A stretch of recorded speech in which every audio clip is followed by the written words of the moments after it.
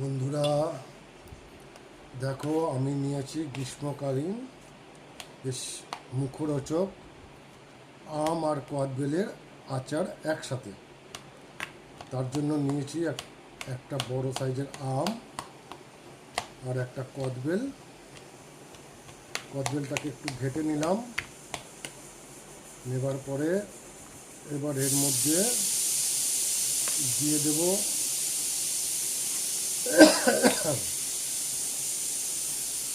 পরিমাণ মতো একটু লবণ।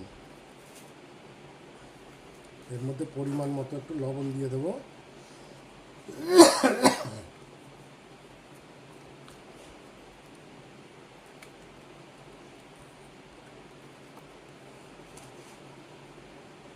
লবণটা বেশি হয়ে যেতে পারে, তাই একটু তুলে রাখলাম।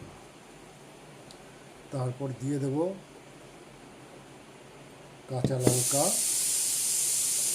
কাঁচা লঙ্কাটা আমি তো থেতো করে রেখেছি, কারণ আমি হাত দিয়ে ডলতে গেলে যদি হাতে লাগে, তার জন্য আমি একটু থেতো করে রেখেছি। রেখে এর মধ্যে দিলাম কাঁচা লঙ্কা। এর মধ্যে দিয়ে দিলাম বেশ ভালো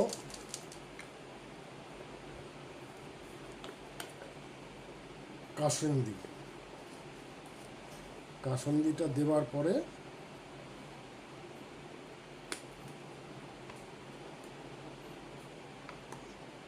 একটু কাসুন্দি দিয়ে দিলাম। কাসুন্দিটা দেওয়ার পরে একটুখানি ভালো করে এটাকে নাড়াচাড়া করব। নাড়াচাড়া করে এগুলো সব মিক্স করব।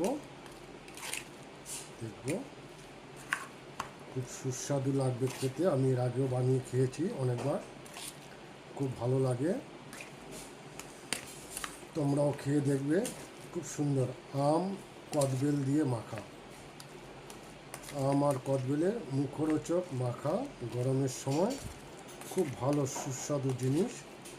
কদবেল মাখা, আম মাখা অনেকে খেয়েছো, কিন্তু আম আর কদবেল মাখা কোনোদিন খেয়েছো কি? দেখো, আমটাকে একদম কুচি কুচি করে কেটে নিতে হয়েছে। বড় বড় করে কাটলে আমটা টক টক এটা লাগবে, তার জন্য এমনভাবে করো যেন কদবেলের সাথে মিশে যায়। এইবার এর মধ্যে দিয়ে দেবো একটু চিনি, পরিমাণ মতো একটু চিনিটা দেওয়ার মতো।